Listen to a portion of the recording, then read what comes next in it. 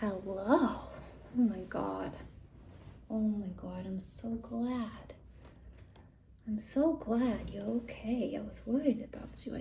I know it's very frequent of me to be on here this often. And I am. Excuse me.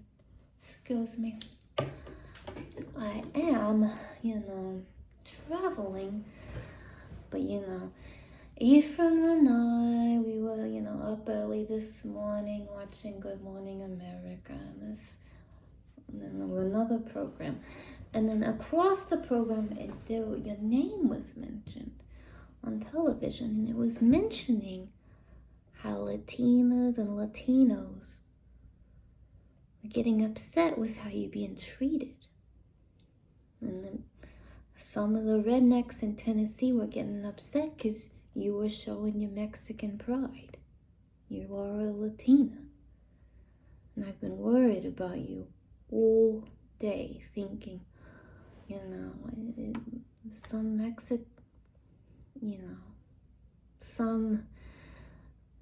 Mexicans are very upset. And I was thinking, I hope no redneck goes up and roughs my little sweetheart up. Been worried about you all day. Oh, I have been. No. But it was on the news about how you had made a public statement that you were having pride in your Latina identity, and people were upset about that, which, it's interesting what people find offensive, my love, In Tennessee, every other block you may see a Confederate flag. They may not find that offensive. Or a "Don't Tread on Me" flag. But once you put a Mexican flag up in your apartment, people are offended? Tell me, Dana. Where was your grandfather born? Puebla, Mexico. Okay. I've been worried all day that someone may do something ugly, something racist to you. Has anything happened to you today? I've been so worried. My God, you almost got hit by a car. Did it look intentional? I know a lot of the things they do is intentional and planned. Did it look like he was trying to hit you with a car? Kinda, sorta. My God.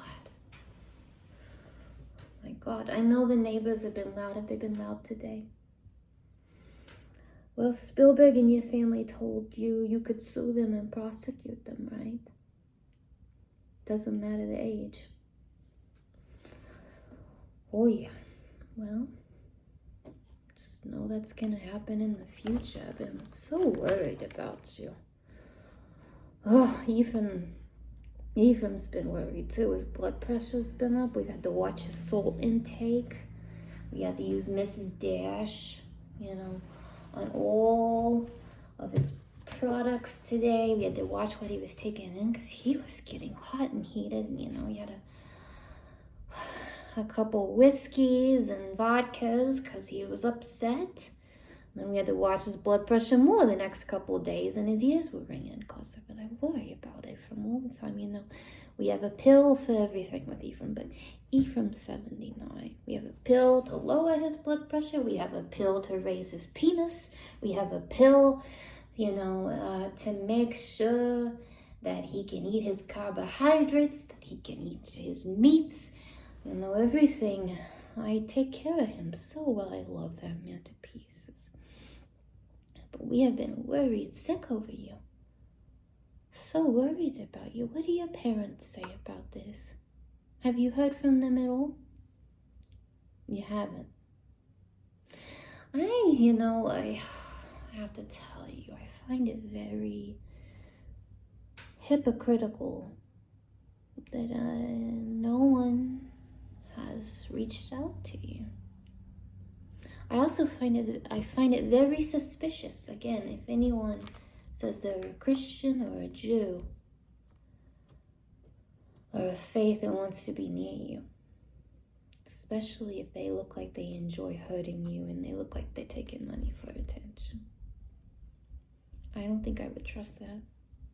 Might be a reason you've never been to a real synagogue, Dana. But, I'm just worried for you.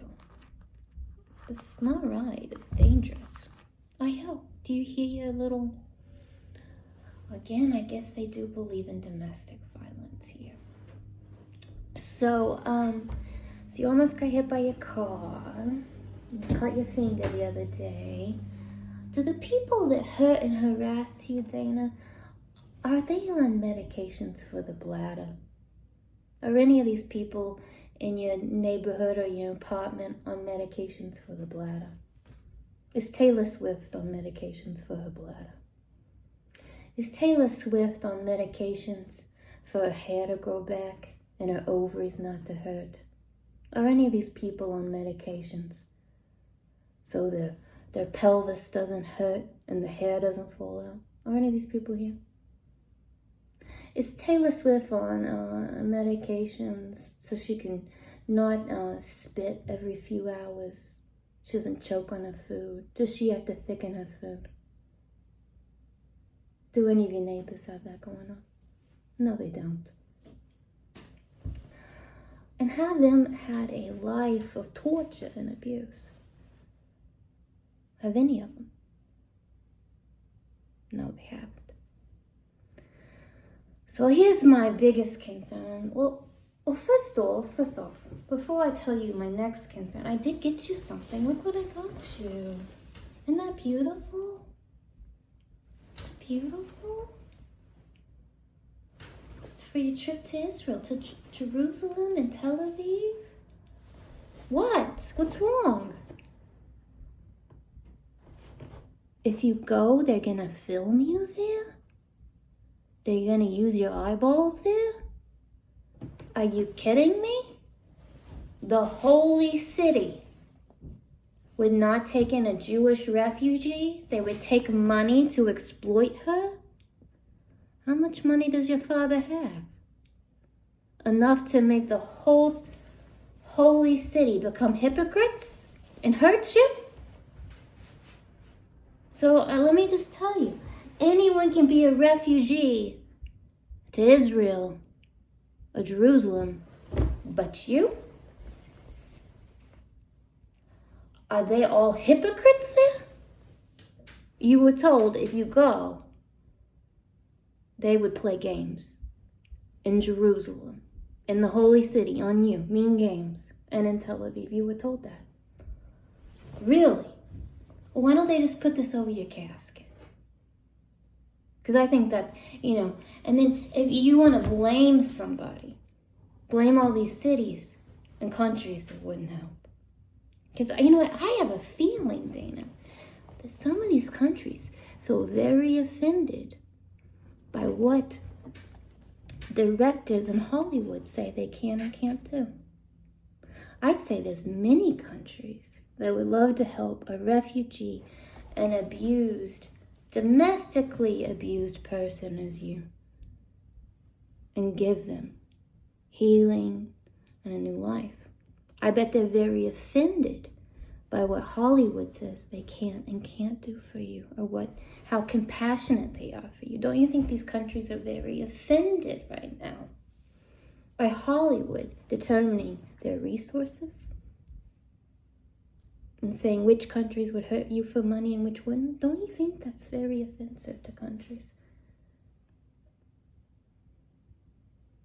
I would think that a lot of countries are much kinder than these directors are letting on. I think so. So let me just tell you, every time you survive abuse, these guys, they pat themselves on the back, right? And they feel so good about themselves because you've survived this so macho chismo, whatever the fuck builds up in them from this. Okay? Well, let's just get this going.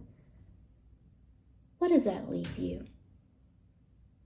They may have this epic show, epic drama, epic film that can never ever be done before. But what the fuck? How does that help you in the future? How does that help you in the future? Tell me. Does that mean it comes with a loving husband, a healthy baby? What's the exchange rate? These men are getting everything they want. And what do you get when it's over? Did they plan out someone for you to marry? Did they save your eggs and your ovaries? Did they take time for your mind and your brain? Did any of these motherfuckers think about that? About the next 50 years of your life? And do you want that? None of them planned, did they? And they get all these accolades because you have a heart of gold. And now they're going to say, oh, it was us. It was us. No, it was God. It's God. But let me just tell you, what do you get out of it in the ending? That's what I'm worried about. Well, you can just tell Tel Aviv that they can just go ahead and put this on your casket. Because it's not fair for a refugee to come to a country and be exploited. And I'm sure people feel the same. Just go ahead. So I don't feel like you should have to do games to get health care in any country. And I feel like a lot of countries would say the same to you. Am I right? I think you should test it. Maybe not with these people. Because that's cold. It's very cold.